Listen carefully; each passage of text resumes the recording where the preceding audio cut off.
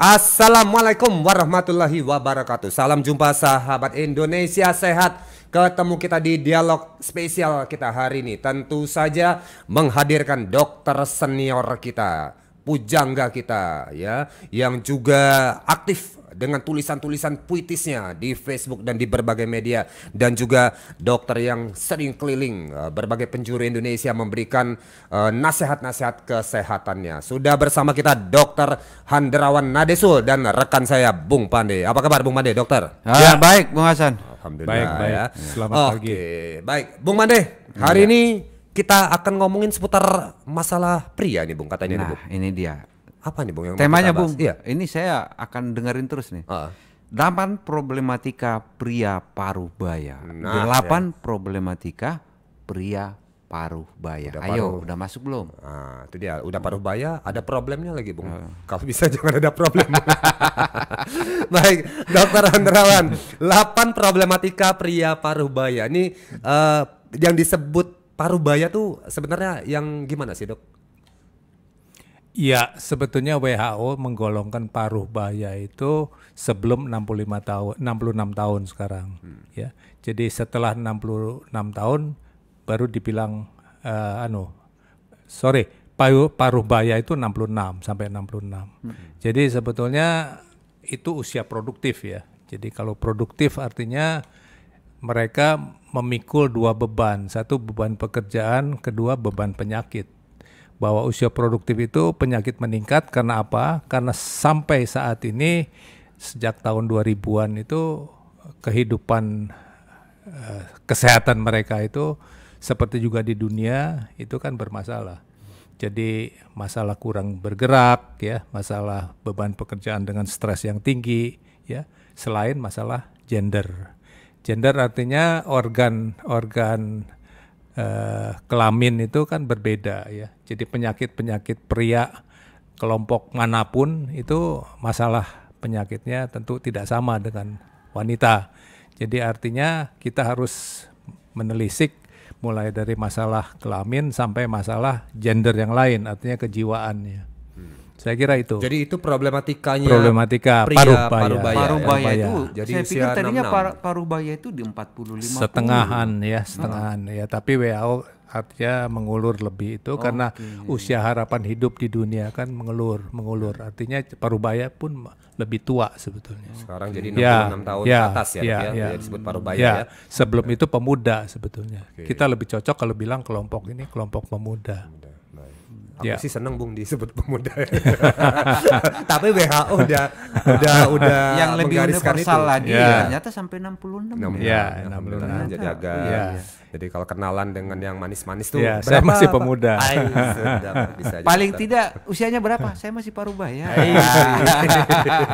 Nah, tapi jangan senang dulu Bung Pande. Gimana, Itu tadi dokter sempat bilang ada problemanya. Nah, ini hari ini kita akan bawa 8 problematika pria paruh baya ini. Tadi dokter sempat soroti ada macam-macam Bung. Jadi satu aja udah berat Bung. Oh ya udah, apalagi 8 ini. Oke baik, silakan Dok, dibeberkan Dok. Iya, kita mulai dengan masalah penyakit metabolik ya. Jadi orang sekarang laki-laki maupun wanita itu dirongrong oleh masalah penyakit metabolik. Artinya metabolisme dalam tubuh terganggu karena apa? Gaya hidup. Jadi kalau gaya hidupnya sudah tidak tepat sesuai dengan ilmu kesehatan dan kedokteran, itu menjadi bermasalah. Misalnya gaya makan ya, gaya makan. Kita sudah sebut, kita pernah bicarakan yang kita makan itu sebetulnya sebagian besar salah ya, tidak tepat. Ya, porsinya kelebihan, menunya asal menu. Jadi makan yang benar itu porsinya tepat, bukan asal kenyang ya. Jadi kalau asal kenyang saja itu pasti mengganggu. Mengganggunya apa? Kalau porsi berlebihan tentu akan kelebihan berat badan. Kelebihan berat badan punya masalah sendiri karena berat badan yang berlebih itu bom waktu. Bom waktu untuk apa saja, terutama penyakit-penyakit metabolik kencing manis, ya, hipertensi. Orang tidak ada turunan hipertensi, kalau dia gemuk mungkin cenderung akan kena hipertensi. Orang tidak ada turunan kencing manis, kalau dia gemuk cenderung pra-diabetik ya. Jadi ada kemungkinan untuk diabetik. Termasuk juga penyakit-penyakit jantung koroner dan penyakit stroke. Ya, kita lihat bahwa faktanya di Indonesia Ya, kita jangan bandingkan di luar negeri yang sudah gaya hidupnya keliru. Di Indonesia ini serangan jantung dan stroke itu pada umur-umur 40-an ya. Jadi itu tragis ya, di mana usia produktif itu harusnya dilindungi. Kalau kita lihat di Singapura misalnya, itu kalangan manajer CEO itu dilindungi oleh pemerintah. Mereka diberikan edukasi, berikan penataran bahwa bagaimana hidup yang sehat itu supaya mereka tidak mati muda. Nah, kita lihat saja artis, selebritis ya, CEO mati sebetulnya dalam dunia kedokteran kita sebut mati muda. Mati yang sebetulnya belum harus terjadi. Karena kita tidak bicara masalah agama ya, keyakinan kita. Tapi ilmu kedokteran secara statistik menemukan orang ini sebenarnya belum pantas mati.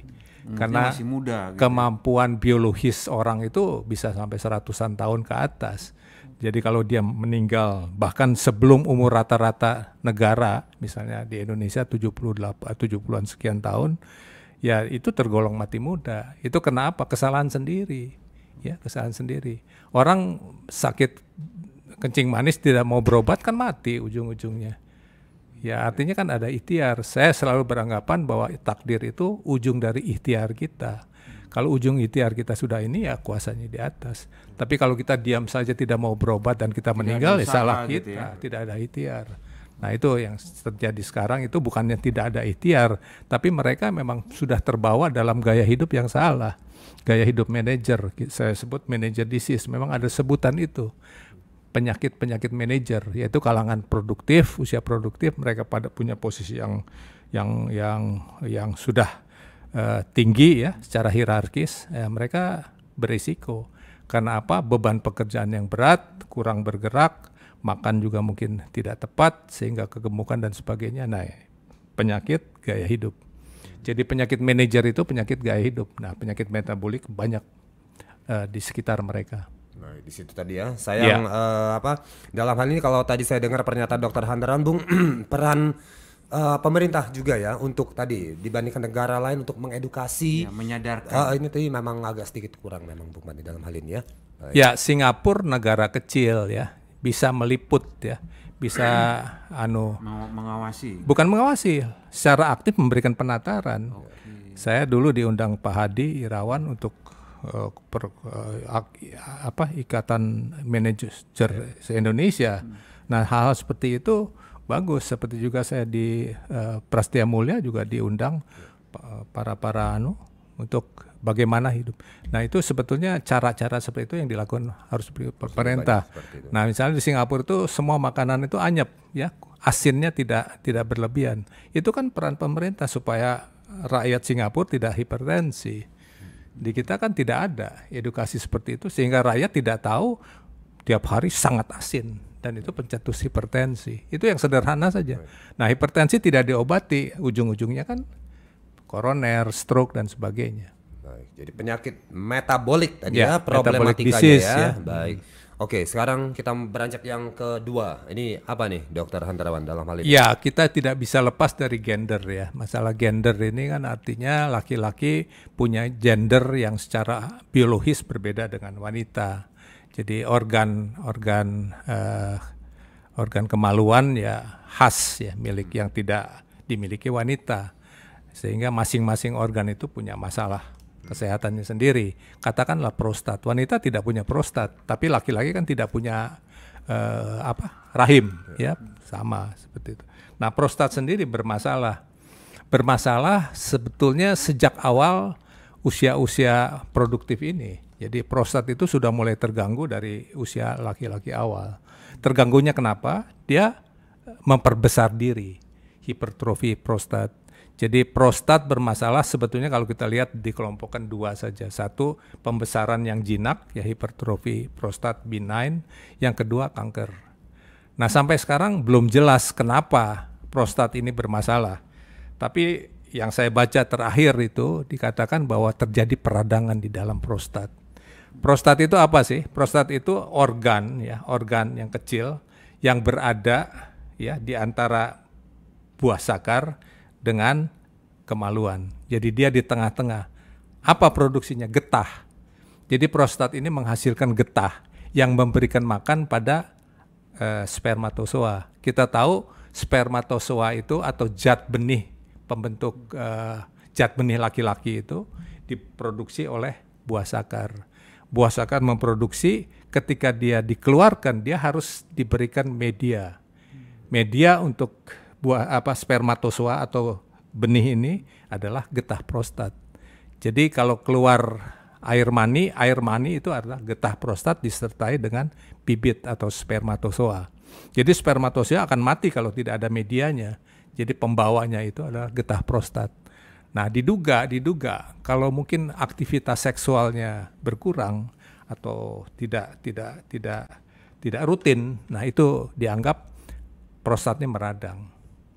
Jadi anjurannya ya mungkin walaupun sudah usia lanjut itu kegiatan seksual harus tetap rutin dilakukan. Tuh, Bung Pande, itu prostat. Harus rutin, Bung Pande. Nah, ini masalahnya nih. Nah, menarik tadi Dok ya, terkait dengan prostat tadi seperti yang disampaikan bahwa ini adalah urusan laki-laki.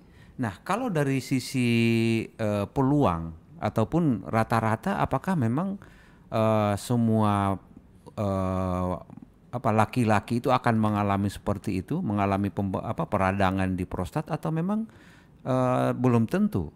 Iya, kalau dilihat selalunya tidak semua laki-laki. Karena kita lihat misalnya romo-romo atau mereka yang tidak memilih menikah itu juga belum tentu prostatnya membesar.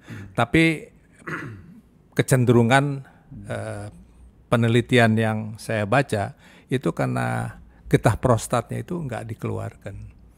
Getah prostat itu keluar kalau kita mengeluarkan air mani itu. Nah, kegiatan artinya harus ada kegiatan seksual. Satu.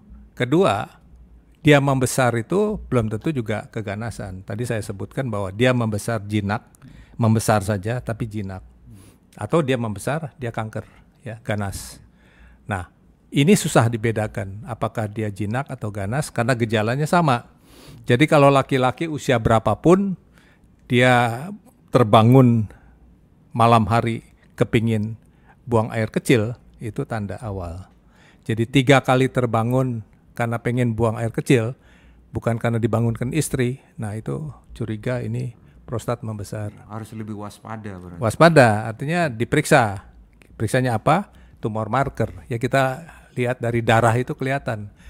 PSA-nya itu tinggi atau tidak, satu. Kedua, ya dokter dengan mudah melakukan pemeriksaan dari liang dubur. Ya, diperiksa, dicolok liang dubur, teraba, oh ini yang membesar. Nah, membesarnya ini karena kanker atau tidak, itu pemeriksaan yang lain. Tadi anjuran dokter adalah aktivitas seksual yang harus dilakukan ya. Kalau membaca terakhir ya seperti itu supaya tidak terjadi peradangan prostat atau prostatitis. Ya. Sementara di usia-usia parubaya tadi keinginan untuk melakukan itu juga sudah menurun ya. Sebetulnya tidak. Laki-laki itu libido itu tetap.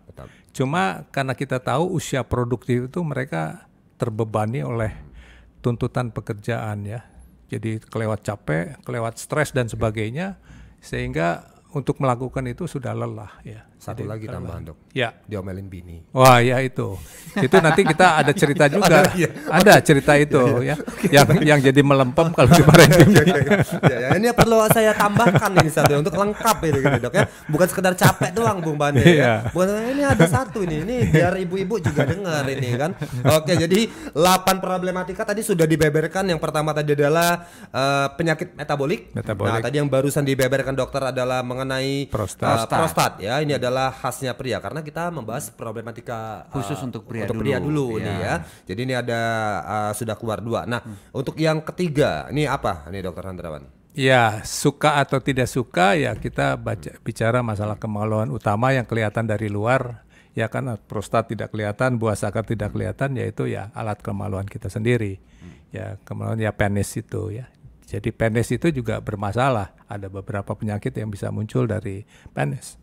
Pertama, tentu penyakit kelamin ya. Penyakit kelamin yang sampai saat ini masih banyak muncul yaitu penyakit herpes. Jadi herpes ditularkan pasti dari hubungan seks dengan wanita yang tidak jelas. Jadi herpes itu biasanya melenting-melenting di sekitar kemaluan, terutama di leher dari penis ya. Ada melenting seperti cacar. dan kalau pecah pedih sekali itu khas spesifik. Jadi dengan hanya melihat saja tahu. Apalagi kalau cerita, oh ya berapa hari sebelumnya saya ada riwayat campur dengan wanita yang tidak jelas. Oke, jadi itu adalah Herpes. problematika juga ya buat Ya, masalah. masalah. Nah, karena sekarang bukan lagi penyakit sifilis seperti zaman dulu, bahwa sifilis masih ada, ya. Sifilis jelas. Ya, kalau sifilis itu di kemaluan tuh di kepalanya penis itu terjadi borok-borok yang bolong-bolong boroknya. Karena digerogoti oleh kuman Infeksi sifilis. gitu Ya, infeksi sifilis itu infeksi, ada kumannya. Nah, cuman sifatnya itu jelas seperti borok ya. Nah, itu sekarang sudah hampir tidak ada di sini. Yang masih ada di Afrika ya. Nah, yang kedua setelah herpes itu kencing nanah. Ya. Kalau tadi sifilis itu raja singa, ini kencing nanah. Kencing nanah artinya pagi-pagi morning drip ya. Kita lihat morning drip artinya menetes seperti susu kental manis. Nah, itu khas ya. Jadi kalau pagi-pagi menetes seperti susu kental manis itu hampir pasti kemungkinan kencing nanah, gonore. Nah, itu pun sebabnya kuman dengan hubungan yang tidak jelas. Jadi ini berdasarkan urutan ini tadi dokter mengurutkan ketika penyakit seksual pada pria parubaya, berarti ini terindikasi untuk pria parubaya ini yang melakukan hubungan di luar pasangan resminya Nikah, dalam hal ya, ini. seperti itu. Jadi kita tahu ya secara kultur ya itu kan nggak bisa disembunyikan bahwa laki-laki ya masih melakukan itu, walaupun dengan bukan wanita PSK ya. Dengan wanita lain ya kita tidak jelas wanita juga pernah berhubungan dengan mana sehingga termasuk HIV itu. Jadi penularan penyakit kelamin HIV AIDS juga karena terlalu bebas ya, karena permisif ya, artinya hubungan dengan wanita yang tidak jelas latar belakangnya, dan biasanya wanita yang dengan siapa saja biasanya dia mengidap salah satu penyakit namanya sexual transmitted disease ya. Jadi penyakit menular seksual. Baik, sebelum dilanjutkan lagi, ini kita kasih dulu dok. Ada yang pengen lewat dokter. Ya. Peliharalah kesehatan tubuh Anda dengan M-King. M-King adalah ramuan herbal ekstrak yang setiap tetesnya mengandung campuran herbal dan bermanfaat untuk membantu memelihara kesehatan tubuh. M-King terbuat dari bahan herbal berkualitas, daun kelor, rimpang temulawak, bunga rosella, dan buah mengkudu. Minum M-King 3 kali sehari 15 tetes. Dikonsumsi dengan mencampur 200 ml air putih. M-King, rajanya jamu tetes Indonesia.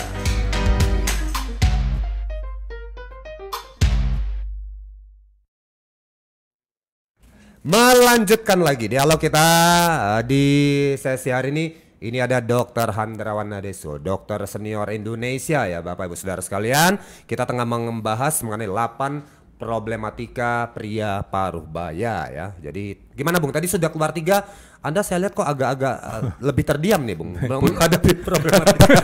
Kayaknya berat sekali nih Bung. Gimana Bung? Pucat pula. Pucat ini Bung. Gimana Bung? Lagi mikir ini. Lagi mikir. Ini apa aja yang udah singgah nih. Aduh ya. Baik, ini kita coba sarikan lagi. Yang pertama adalah penyakit metabolik, kedua tadi adalah prostat, yang ketiga tadi adalah penyakit seksual ya. Dengan catatan yang ketiga. Ini masalah penis ya sebenarnya. Baik. Penyakit seksual masih ada yang lain. Baik, tapi ini dengan catatan yang nomor 3 nih kalau melakukan hubungan di luar pasangan resmi. Iya. Kalau enggak Biasa Oh, ya. enggak. Oke. Ya, tapi kita tidak tahu ya sekarang disebut open marriage ya. Artinya suami berkomunikasi dengan istri orang lain di tempat kerja dimanapun. Istri juga begitu. Istri bekerja berkarir juga ya kita tidak tahu kan. Nah, itu kan bisa saling menularkan. Baik, ya. Kemungkinan itu terjadi. Ada. Dan di kota besar pasien-pasien saya bercerita sangat terbuka untuk hal seperti itu. Pantesan dok, aku kalau pulang tuh istri suka minjem HP. Iya. Maksudnya apa? Ngecek WhatsApp. Oh, itu mungkin itu ya dok ya, di tracking. Di tracking. Iya. Kalau Bung Pane masih dicek HP, dicek SMS, masih pakai SMS Bung. Nggak pakai WhatsApp. Baik. Gimana Bung Pane? Dari 3 poin ini apa komentar Anda Bung melihat problematika nih yang sudah nih? Ya, kalau saya lihat ya ini lebih kepada perilaku ya. Perilaku yang tidak terkendali. Mulai dari tadi penyakit metabolik. Ini tadi kan ya. masalah makan makanan. Begitu juga dengan tadi masalah prostat. Itu juga sebenarnya itu kan perilaku kita, kebiasaan-kebiasaan kita. Apalagi tadi yang ketiga, masalah alat kelamin gitu ya, masalah-masalah di situ kan karena perilaku, hubungan tidak tidak sehat dengan wanita yang bukan istrinya gitu ya. Ini kan merupakan suatu hal yang tidak baik gitu ya. Bahkan di agama pun itu dilarang. Artinya sebenarnya kalau dilihat dari apa yang sudah disampaikan Dr. Hendrawan ini, sebenarnya ini sesuatu yang bisa kita minimalis.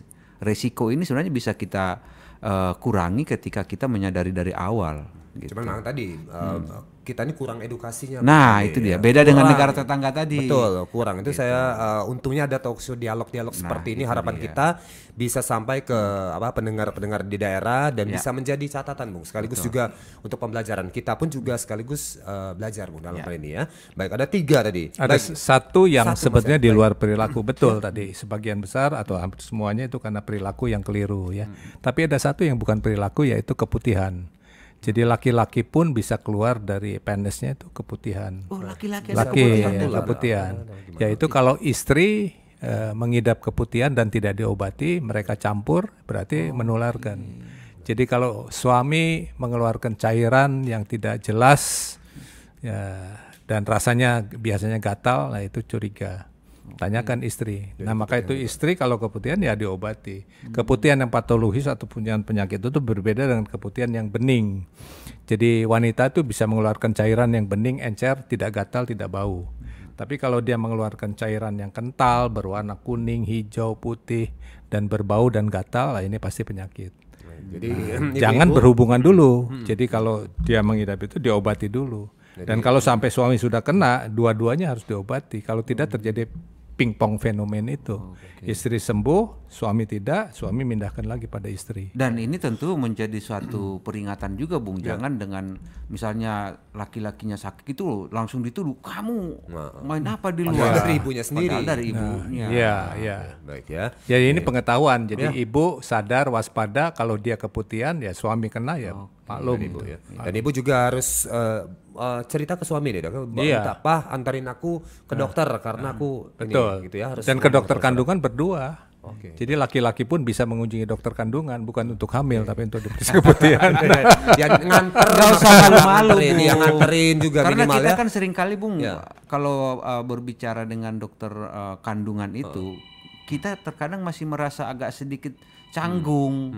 Iya. Gitu. Apalagi dokter Bung Pande, laki-laki dokter kandungannya Nah, perempuan. iya. gitu ya. Wah, dia Canggung agak- pasti agak gimana gitu ya. Oke, baik. Problematika pria paruh baya ya. Dari 8, Bung, ini sudah keluar 3 ya. Baik, yang keempat ini apa, Dok? Untuk di sesi awal kita ini. Iya, sebetulnya masalah ini masalah estetis ya. Kita tahu sekarang kota-kota besar itu estetis artinya botak ya. Jadi laki-laki itu cenderung untuk botak sebetulnya. Dan botak ini sebagian besar sebabnya karena gangguan hormonal. Ya. Kita tahu hormon laki-laki itu testosteron. Kita tahu wanita hormonnya estrogenik, laki-laki testosteron. Nah, kalau hormon testosteron ini berubah sifatnya, yaitu menimbulkan reaksi antara lain kebotakan. Jadi ada laki-laki 50 tahun sudah botak dan sebagainya. Selain faktor genetik, faktor hormonal. Nah, laki-laki CEO, laki-laki manajerial itu artinya dia memperhatikan sekali estetik. Jadi estetik sekarang tuh bukan salon untuk wanita saja, tapi salon untuk laki-laki. Nah, kebotakan menjadi masalah dunia sebetulnya. Jadi banyak sekali tawaran obat-obat untuk menghentikan atau menyembuhkan kebotakan. Jadi dan kalau dilihat secara hormonal, laki-laki yang botak itu seksi sebetulnya, seksi. Berarti hormonnya aktif. Jadi bagi mereka yang belum punya pasangan, pilih yang botak. Ya, itu benar, Dok. Benar, logis, benar. Dok. Udah usia udah mapan, mobil 4, ya, rumah tingkat. Ya siapa? Iya. Hemat lagi, Bu. Hemat, betul, ya. nggak perlu sampo. Oke, tapi ini sebenarnya karena hormonnya, Dok ya. Dia botak tadi. Nah, terus ya tadi dokter ya menyarankan penggunaan ya tentunya banyak, Bung. Kalau kita perhatikan ya, pria yang diam-diam ini tadi kata dokter mencari cara untuk berusaha menumbuhkan kembali rambutnya, macam-macam, Bung ya. Ada pakai lidah, tanaman gitu ya. Ada yang pakai akar-akar macam-macam. Nah, ini kalau dokter melihat usaha-usaha seperti itu, ya sebetulnya logis lah. Mereka yang suka tampil ya, mereka sebagai manajer, CEO kan estetik ya. Jadi pertimbangan estetik itu mereka perhatikan sekali. Rambut tadi ya. Ya, cuma jangan beli di online ya. Online kadang-kadang itu oli bekas juga. Oke. Nah ini saya juga melihat ini Dokter Bung Bande ya. Untuk masalah kebotakan ini, tren sekarang Bung, ini ada di tato. Jadi dokter ada sekarang kalau dulu studio tato tuh mentato gambar di tubuh, sekarang ini mentato kepala dok. Jadi kepala ini ditato, jadi kelihatan hitam, ada seperti pori-pori rambut. Bagaimana dokter melihat ini? Ya tidak apa-apa, apapun semua anu aja. Tapi yang paling mahal itu kan sekarang ditanam, ditandur. Ditandur ya sampai 40 juta, 30-40 juta. Ditandur itu yang betul-betul anu. Kalau obat kimia saya kira sebagian bohong itu, nggak mungkin. Yang paling benar tuh ditandur, tanam satu-satu. Waduh ya, gimana Bung Bande? Iya. Bung Bande ini ahli pertanian ini. Apakah mungkin Bung menanam rambut di? Saya bisanya nanam padi Bung. Waduh ya ditanam ya, ditanam rambut ya. Baik ya, jadi tadi kebotakan dan juga masalah estetis ini termasuk problematika pria parubaya. Bung Bande sendiri untuk masalah rambut apakah ada perawatan khusus? Saya lihat rambut Anda nih kok begitu terurai, lebat dan begitu atau ini gimana? Enggak, biasa. Ada perawatan biasa saja ya.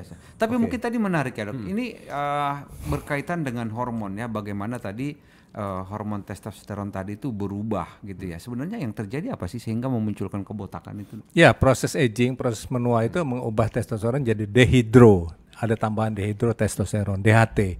Jadi DHT itu dehidrotestosteron. Jadi bukan testosteron. Nah, dehidrotestosteron itu merusak akar rambut. Nah, itu masalahnya. Itu yang mesti ditekan.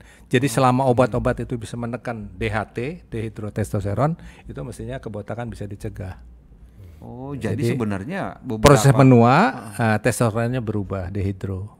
Jadi kalau hormon yang berubah sebenarnya beberapa seperti tadi yang disampaikan Dokter Hendrawan itu beberapa perawatan yang dilakukan itu sebenarnya bisa tidak mengenai sasaran dong berarti. Tidak mengenai sasaran, perawatan dari luar. Ini masalahnya dari dalam. Okay. Testosteron dari dalam.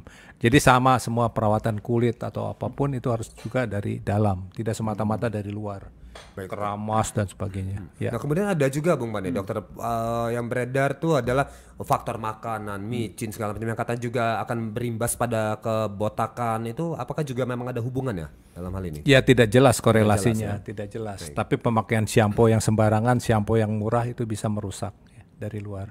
Shampoo itu hati-hati. Orang yang setiap hari pakai shampoo itu semua kimiawi. Gitu. Jadi kalau bisa yang alami. Nenek moyang kita dulu dari padi ya. Dari padi itu, shampoo-nya dari jerami, jerami dibakar itu jadi shampoo, itu yang alami. Hitam dong Dok? Iya hitam, penghitam dan itu pembersih yang bagus. Nah sekarang kita nggak ada shampoo yang alami, semua shampoo kimia, maka pemakaiannya tidak setiap hari. Oh jadi disarankan tidak tiap hari? Iya shampoo tidak setiap hari. Kalau mau pakai yang ringan ya shampoo bayi lebih ringan. Seperti juga kalau kulit sensitif pakai sabun bayi. Gimana Bung, ganti sampo ini Bung? Enggak, jerami aja Bung. Kemana nyarinya Bung? Di tengah ibu kota ini ya. Kalau pakai itu habis mandi, kok hitam. Oke ya, 8 problematika pria parubaya nih sudah keluar 4 tadi Bung. Apa yang bisa dilakukan oleh jamu kita Bung dalam hal ini Bung untuk problematika ini Bung? Ya, rasanya banyak hal ya yang menjadi masalah-masalah tadi yang meski tadi disampaikan di awal bahwa ini sebagian besar karena perilaku, namun tentu kita juga tidak bisa menjamin 100% perilaku kita itu baik. Terutama tadi masalah metabolik, masalah makanan. Kita nggak bisa jaga benar-benar 100% bisa konsumsi makan makanan yang sehat. Ada kalanya kita diundang makan segala macam atau karena memang malas buru-buru sehingga ada makan makanan mungkin yang tidak seharusnya kita makan, akhirnya itu kita makan juga. Tentu ini akan memberikan risiko.